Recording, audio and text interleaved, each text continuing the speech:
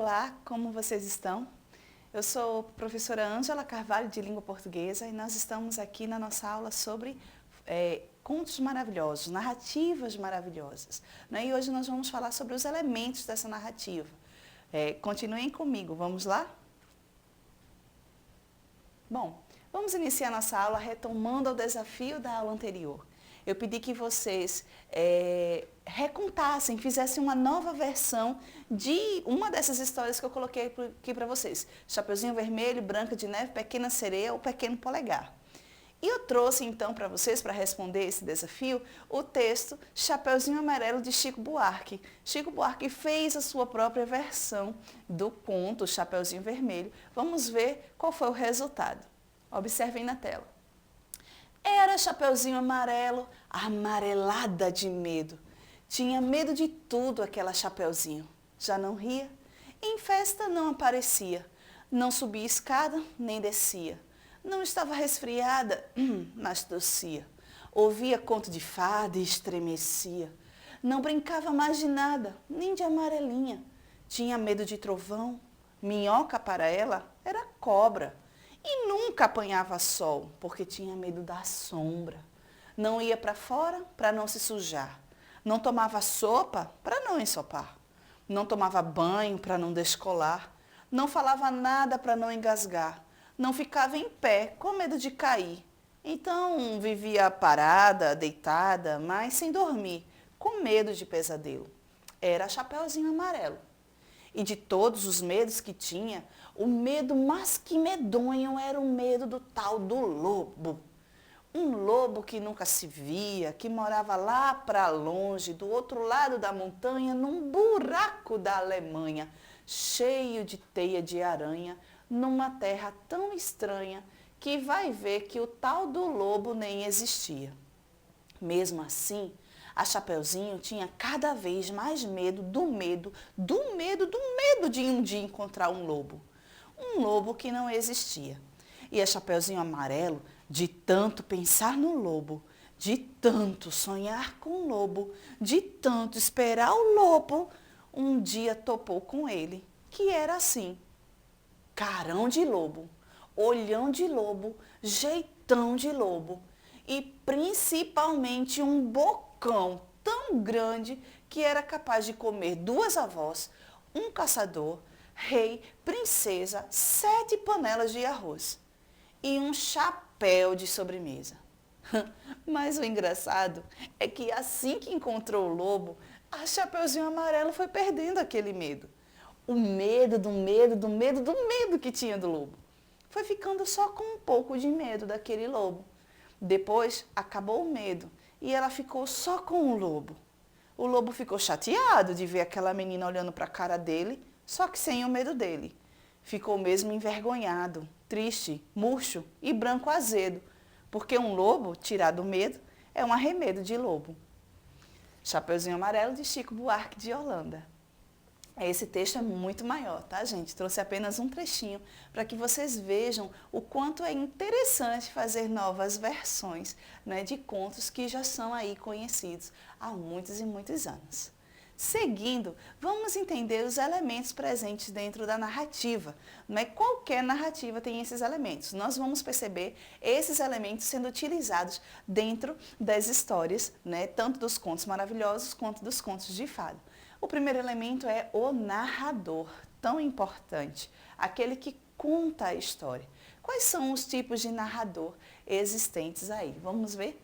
Nós temos o narrador em primeira pessoa. Esse narrador, ele é personagem, então os verbos é utilizado na primeira pessoa, né? Ele vai estar sempre dizendo ali, eu, quando me abraçou, vai estar sempre voltado na primeira pessoa. Existe também o narrador observador, este não participa da história, né?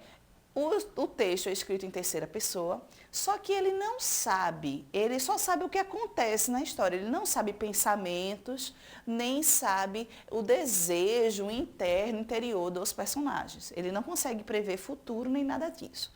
Diferente do narrador onisciente, que é muito parecido com o observador. A diferença é que ele sabe o passado, o futuro e os pensamentos dos personagens. Vamos ver aqui esse trecho de A Pequena Vendedora de Fósforos, de Chris Anderson. Observem o narrador nessa história. Fazia um frio terrível. A neve caía e dali a pouco ficaria escuro. Era o último dia do ano, véspera de ano novo. Nas ruas frias e escuras, você poderia ver uma pobre menininha sem nada para lhe cobrir a cabeça e descalça. Mas você pode ter certeza de que ela não estava pensando em sua aparência. Olha a fala do narrador bem aqui, né?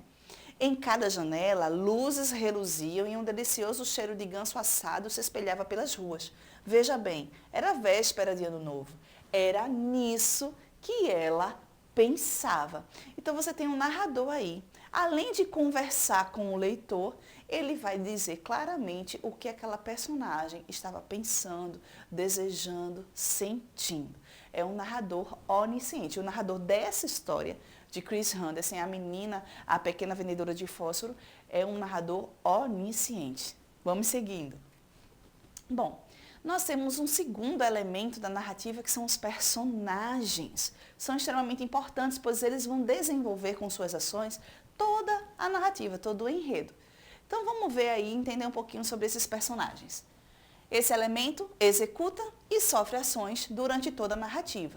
Podem ser seres humanos, podem ser animais, podem ser plantas, até objetos humanizados.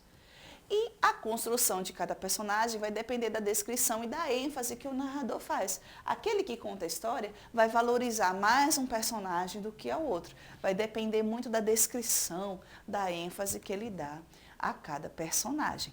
Vamos observar aí como é feita essa descrição. Apesar de ser uma narrativa, a descrição ela se encontra presente dentro da narrativa. Vai descrever os personagens. É assim que nós desenvolvemos uma história, né? Nós não podemos dizer que um personagem que é descrito como covarde tendo uma atitude de ousadia e de coragem, né? A não ser que isso seja um desenvolvimento da própria narrativa, uma melhoria desse personagem, mas um comportamento adequado para um personagem covarde é uma covardia e não um ato de coragem. Então sigamos. Era uma vez o rei mais poderoso que já houve na terra, amável na paz, terrível na guerra. Não havia outro que se comparasse a ele. Seus vizinhos o temiam, seus súditos eram felizes. Em seu reino, à sombra de suas vitórias, as virtudes e as belas artes por toda parte floresciam. A esposa, outra personagem, não é, que escolhera, sua fiel companheira, era tão encantadora e tão bela, de índole tão serena e tão doce, que ser o esposo dela fazia ainda mais feliz do que ser rei. De terno e casto enlace desse casal, que foi pleno de afeição e contentamento, nasceu uma menina, terceira personagem da história. Eram tantas e tais as suas virtudes, que o rei e a rainha logo se consolaram por não ter mais filhos. Veja que o que está aí em vermelho, não é bem marcadinho aí, são os personagens e suas características. Não é? Eles vão sendo colocados na história e esses personagens eles são caracterizados a partir de, principalmente, o uso dos adjetivos. Bom, nós temos também a presença desses elementos, temos o espaço e o tempo. Nós falamos nas outras aulas, né? O espaço da narrativa maravilhosa, né? O cenário, inclusive, são geralmente florestas, castelos, cavernas, né? Dependendo da história, vão ser esses os cenários, esse o espaço. O tempo está no passado. Os personagens das narrativas maravilhosas, veja, toda narrativa tem personagem. Mas quais são os personagens característicos das narrativas maravilhosas, dos contos maravilhosos e de fadas? Também foi falado na nossa primeira aula. Fadas, duendes, reis, rainhas, princesas e assim por diante. Tá? Agora, algo que eu queria deixar bem marcado aqui para que a gente entenda é o uso dos diálogos presentes dentro da narrativa. Vamos dar uma olhada. Existe o discurso direto. Esse é o mais comum, é o mais natural. É a transcrição exata da fala daquele personagem. O narrador ele não interfere. Veja, observe esse trecho de João e Maria dos Irmãos Grimm. Perto de uma grande floresta vivia um pobre lenhador com sua mulher e 2 filhos. Um menininho chamava-se João e a menina Maria. Nunca havia muito o que comer na casa deles. Durante um período de fome, o lenhador não conseguia mais levar o pão para casa. À noite ele ficava na cama aflito, remexendo-se e revirando-se em seu desespero. Com um suspiro disse para sua mulher: veja que a fala desse homem, né, desse lenhador, vai ser colocada aí na íntegra. O que vai ser de nós? Como podemos cuidar dos nossos pobres filhinhos quando não há comida bastante nem para nós 2? Então, né, a gente observa aí essa presença. Também existe o discurso indireto, que é caracterizado pela intervenção do narrador. Dessa vez o narrador se mete e fala a fala do personagem. Né? Ele vai introduzir dentro de sua fala, dentro da sua narração, a fala do personagem. Não é mais o personagem que fala, é o narrador que fala pelo personagem. Vamos observar como é que isso funciona. Está sempre feito em terceira pessoa. É um trecho adaptado da história dos 3 porquinhos. Eu trouxe adaptado porque geralmente os contos, eles usam um discurso direto. Muito difícil nós encontrarmos o discurso indireto, mas eu adaptei. Logo veio um lobo e bateu à porta e disse que o porquinho deveria deixá-lo entrar, pois ele iria soprar e bufar e a casa arrebentar. Se fosse o discurso direto, ia dizer: o lobo disse: deixe-me entrar, senão eu vou soprar, bufar e sua casa arrebentar. Não está assim. É a fala do narrador. O lobo disse que. É quando nós percebemos a presença, não é, dos verbos de elocução, que são esses verbos disse, respondeu, verbos que antecedem, né, o diálogo. E você vê aí o uso do que e do se antes do narrador dizer as palavras daquele personagem. Bom, aí nós temos, eu gostaria de falar também das narrativas maravilhosas, As Mil e Uma Noites. Né? Os contos de Mil e Uma Noites da Sherazade, eles são um dos mais antigos contos conhecidos no mundo. São contos árabes, falados por uma princesa, né, que resolveu se casar com um rei que matava todas as mulheres depois de sua noite de núpcia, porque ele foi traído pela sua primeira rainha. Então, para não ser traído, ele se casava num dia e matava sua nova esposa no outro. Sherazade, ao se casar com ele, teve um plano de contar uma história por noite e não terminar essa história, não fechar o desfecho. Ela sempre deixava o desfecho para outra noite. E isso fez com que ela vivesse por 1001 noites, contando histórias. Ao final, ela disse ao rei que ele poderia matá-la porque ela não tinha mais histórias para contar. Só que ela já tinha passado mais de 3 anos, ela já tinha filhos com esse rei.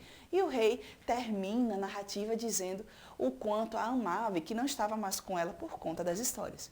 E é tão conhecido, veja, Simba o Marujo, Aladim, Ali Babá e os 40 Ladrões, são histórias que foram contadas por Sherazade dentro aí dessa narrativa, desse fio condutor que eu acabei de passar para vocês.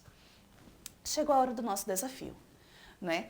Todos os personagens dos contos de fadas, que são geralmente princesa, rei, príncipe, rainha, bruxas, e dos contos maravilhosos também, gente, eles têm características bem marcantes. Você tem aí princesa sempre gentil e doce, o príncipe sempre muito corajoso, a fada sempre muito bondosa e a bruxa geralmente má, terrível. Eu quero que vocês deem uma olhada na aula anterior, voltem, né, revisem a aula anterior, leiam junto comigo o texto da Chapeuzinho Vermelho que eu trouxe para vocês e vocês, né, coloquem aqui o nome desses personagens e as características dele, tá bom?